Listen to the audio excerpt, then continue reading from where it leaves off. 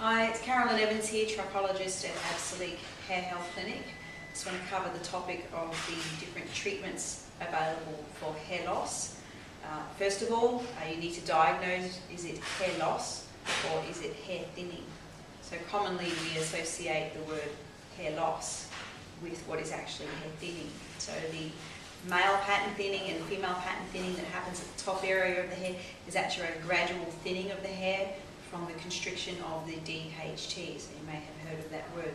DHT is in all of us as human beings. It's responsible for our auxiliary hair. It just gets triggered by environmental factors, hormonal factors, and hereditary factors that it binds to the hair. Now, if the hair is actually falling because of something in the hair cycle that disrupts the body, it then affects the hair cycle, your growing hairs could be put into the falling phase of your hair. So your anagen hairs will fall out and be pushed into the telogen phase. Now that is hair loss.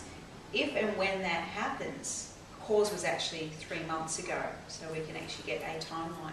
So what I commonly see using my microscope is we go in at scalp level, 60 times magnified.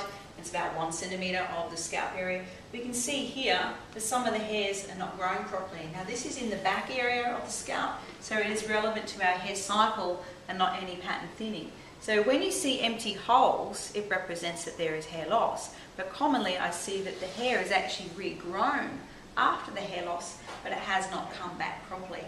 So when we're talking about hair loss treatments, most of the time we're treating hair thinning. But we've got to say, why did the hair not grow back as it was genetically determined?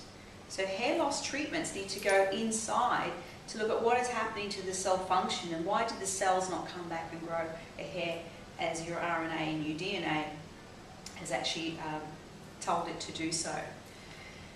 Here at Absolique Hair Health Clinic, we understand what happens in the body, the intrinsic nature. We've done a lot of studies. We understand nutrition and what the body and cells require. So we do internal therapy as well as topical therapy. You're never going to get a good result trying to fix the hairs from the outside because the net cause is always from the inside. And even then, when you're doing hair loss treatments topically, you must do it in combination. You must understand the difference of the hair cell and the hair cycle as opposed to what is happening with DHT. I've done many videos talking about DHT, but I'm going to say it again. You've got to protect the hair bulb from the inside of the DHT before you go in and do anything topically. So if you're using a topical application and you think you'll have an effect on the DHT that's internal, you're wasting your time and your money. So do your research. And also when you're treating this DHT, try and do it as naturally as possible. There's a lot of medicines out there that will block the DHT, they're systemic and they actually damage the hair cycle. Again, with my microscope, I see this all the time. It's just we're not understanding exactly what these things are doing to our body.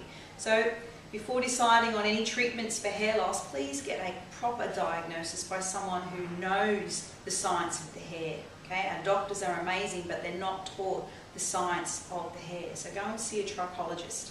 Okay? They can help you, make sure they've got a microscope and that they talk about the hair cycle, not just pattern thinning, because it is connected together just like we are as human beings.